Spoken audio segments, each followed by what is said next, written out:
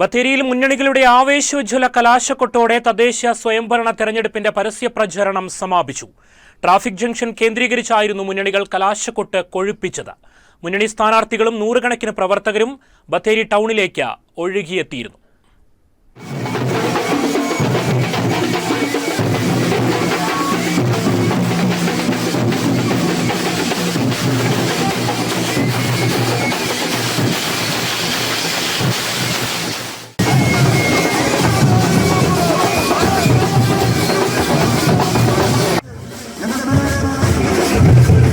വൈകിട്ട് 5 മണിയോടെയാണ് കൊട്ടിക്കലാശത്തിന്റെ പ്രകടനങ്ങൾക്ക് ബത്തേരിയിൽ തുടക്കമായത്.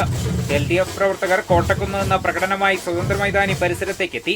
UDF പ്രവർത്തകർ മാനിക്കുനിയിൽ നിന്നുമാണ് ട്രാഫിക് ജംഗ്ഷൻ പരിസരത്തേക്ക് എത്തിയത്. തുടർന്ന് ഇരു മുന്നണികളും ട്രാഫിക് ജംഗ്ഷനും പരിസരവും കേന്ദ്രീകരിച്ച് കൊട്ടിക്കലാശം കളറാക്കി. വാദ്യമേളങ്ങളും കൊടിതോരണങ്ങളും കൊട്ടിക്കലാശത്തിന് ആവേശം വിതറി.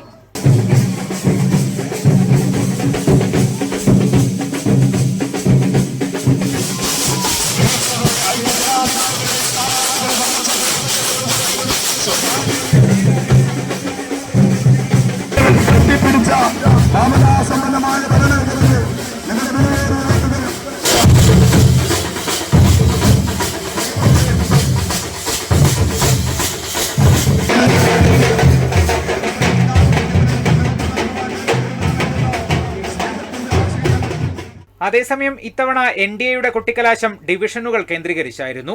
സ്ഥാനാർത്ഥികളുടെ ചിത്രങ്ങളും ചിഹ്നങ്ങളും അടങ്ങിയ പ്ലക്കാർഡുകളും പ്രവർത്തകർ കയ്യിലെത്തിയിരുന്നു. കൊട്ടിക്കലാശം കാണാനായി ടൗണിലേക്ക് നൂറുകണക്കിന് ആളുകളാണ് എത്തിയത്. കൃത്യം 6 മണിക്ക് തന്നെ പരസ്യപ്രചാരണത്തിന് സമാപനം കുറിച്ച കൊട്ടിക്കലാശം അവസാനിച്ചു.